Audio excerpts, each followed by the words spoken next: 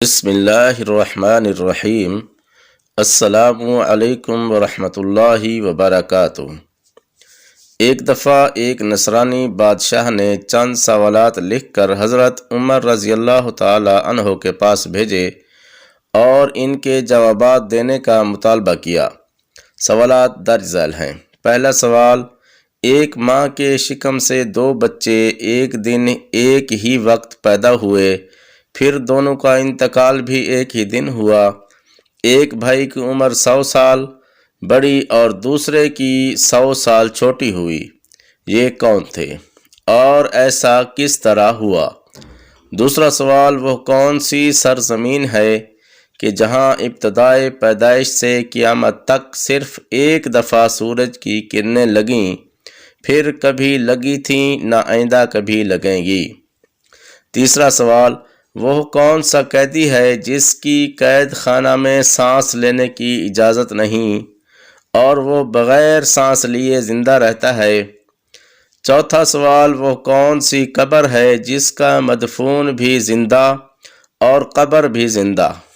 قبر اپنے مدفون کو سیر کراتی پھرتی تھی، پھر وہ قبر سے باہر نکل کر کچھ عرصہ زندہ رہ کر وفات پائی۔ حضرت عمر رضی اللہ تعالی عنہ نے حضرت عباس رضی اللہ تعالی عنہ کو بلایا اور فرمایا کہ ان سوالات کے جوابات لکھ دیں۔ حضرت عبداللہ رضی اللہ عنہ نے قلم برداشتہ جواب تحریر فرما دیے۔ پہلا جواب، جو دو بھائی ایک ہی دن ایک ہی وقت پیدا ہوئے اور دونوں کی وفات بھی ایک ہی دن ہوئی اور ان کی عمر میں 100 سال کا فرق۔ یہ بھائی حضرت عزیر علیہ السلام اور حضرت عزیز علیہ السلام تھے۔ یہ دونوں بھائی ایک ہی دن ایک ہی وقت ماں کے بطن سے پیدا ہوئے۔ ان دونوں کی وفات بھی ایک ہی دن ہوئی، لیکن بیچ میں حضرت عزیر علیہ السلام کو اللہ تعالیٰ نے اپنی قدرت کاملہ دکھانے کے لیے پورے 100 سال مارے رکھا۔ 100 سال کے بعد اللہ تعالیٰ نے زندگی بخشی۔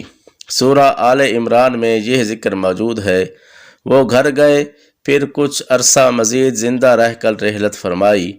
دونوں بھائیوں کی وفات بھی ایک دن ہوئی، اس لیے حضرت عزیر علیہ السلام کی عمر اپنے بھائی سے چھوٹی ہوئی اور حضرت عزیز علیہ السلام کی عمر 100 سال بڑی ہوئی۔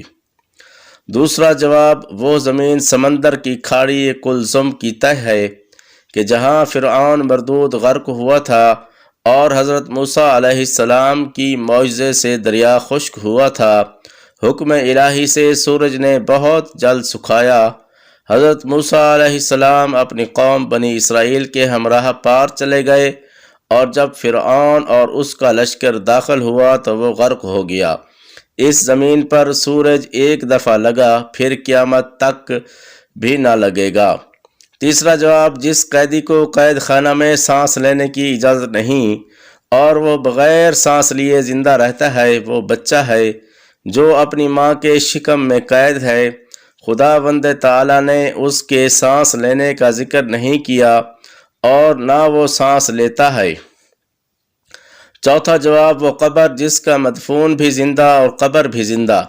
وہ مدفون حضرت یونس علیہ السلام تھے اور ان کی قبر مچھلی تھی جو ان کو پیٹ میں رکھے جگہ جگہ پھرتی تھی، یعنی سیر کراتی تھی۔